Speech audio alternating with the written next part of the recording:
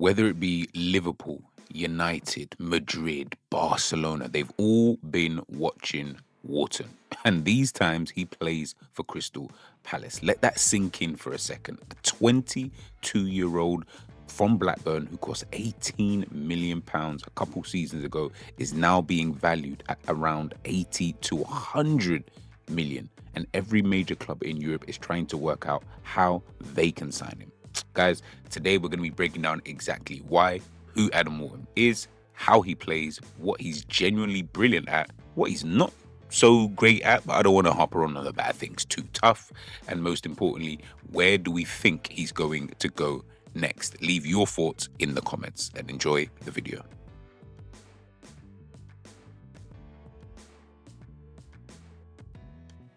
So you guys already know the drill here over on GTV. Let's get through all the boring stuff first and let's really get into his style of play. So Adam Wharton grew up in Blackburn, came through their academy and was doing well in the Championship. But nobody outside of Lancashire, I mean, maybe a couple people down in South London, was really paying attention. And then Crystal Palace assigned him for £18 million in January of 2024. And I'll be honest, that was kind of a shock to me because, Crystal Palace are not a team that, is notorious for spending that kind of money. Oh, of course, during that kind of period of time, especially on a player who, is still a bit of a relative unknown. We don't really know, is he, going to be a player for the future? Is he going to be good enough to come into your team at that moment in time? Again, a lot of questions are going to be up in the air. But 18 months later, he's lifting the FA Cup, Palace's first ever major trophy in front of 90,000 people at Wembley. And he is one of the best players, or was one of the best players on the pitch. Now, he's 22 years of age, started England games, won the FA Cup, the Community Shield, and helped Palace to a European final. That is a career trajectory that doesn't just happen by accident. And that, ladies and gentlemen, shows you just how good Adam Wharton is. So, of course, first things first, what position is he? Is he central midfielder? Is he a DM? Is he attacking midfielder? Is he someone who plays between the lines? Honestly, to be honest, I just look at him as just a central midfielder, but that label kind of undersells what he actually does, especially under Oliver Glasner. Wharton, he likes to sit in a double pivot, usually on the right-hand side in a 5-2-3 shape or 3-2-4-1, whichever way you kind of want to look at it.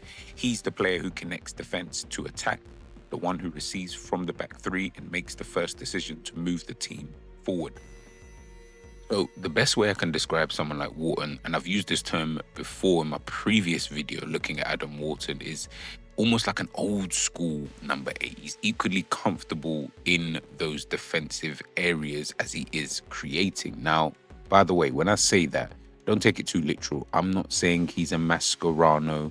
I'm not saying he's a Makalele. I'm not saying he's a Kante in those areas, but he's comfortable enough. Of course, I would still put someone next to him in order for you to have that defensive stability, but he is comfortable. He isn't someone who's alien to that position. He's not a number 10 either, looking for the killer final pass, but he lives right in between, which in the modern game is one of the rarest profiles you can actually find.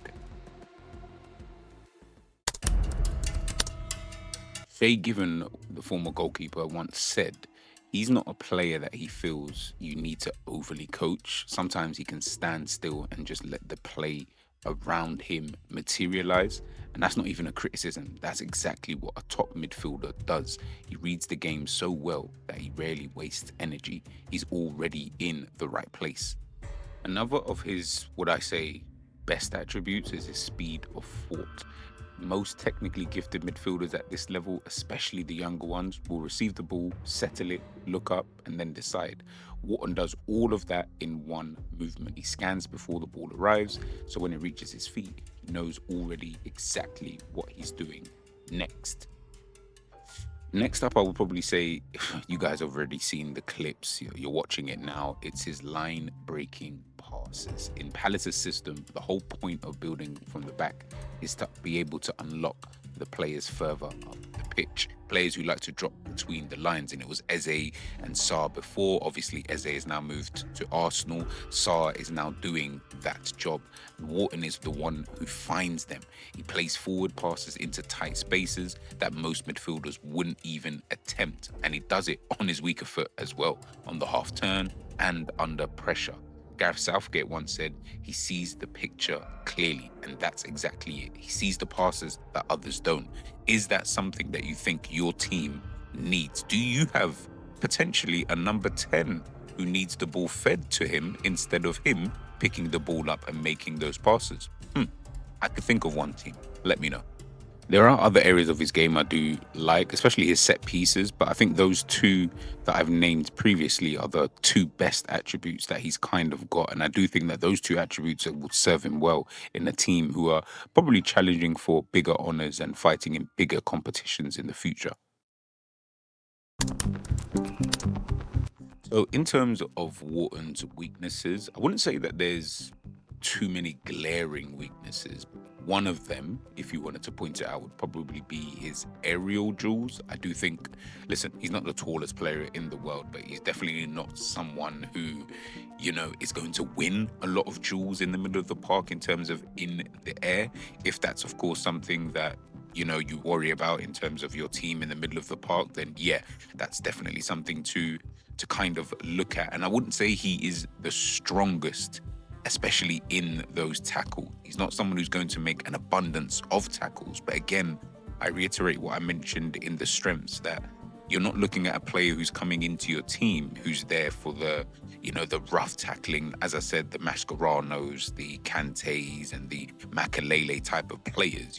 We're talking about a player who prefers to get himself on the ball and actually try and dictate the flow of the game, as opposed to someone who's going to be there purely for that defensive stability.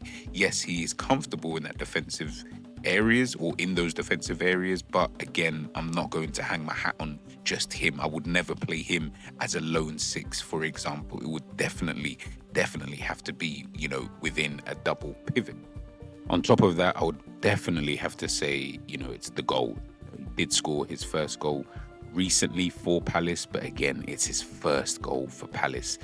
Yes, the position he plays, I'm not expecting him to hit double figures every season, but I am expecting him to really and truly just get more shots off on goal, if I'm being totally honest with you, and also try and hit the target just that little bit more. Again, these are all nitpicking. I'm not saying that he has to do these things in order for him to be the player that he is. He's still a very, very good player at this current moment in time. But if he just wants to take his game up to that kind of next level, we saw it with Rodri. We all looked at Rodri and thought, this is the player who's just defensive. Then he started adding goals, and especially important ones, to his game. And Rice has also done kind of a similar thing there as well. Again, it just almost elevates you to that kind of next level where now you're a player who can do more than just one or two things. So what next for Adam Wharton? I feel like every transfer window we're always asking the same question. What next for Adam Wharton? Then it's another scout report by myself or someone else on social media, and then he stays at Crystal Palace, and then we ask the same question again in the following window. So I think this summer will be him leaving Crystal Palace. I don't see or envisage him staying there, and especially if he can help Crystal Palace to win their first European trophy. I just think that he would have achieved everything he could have possibly have achieved, probably even exceeded those expectations at Crystal Palace. He's in the England team.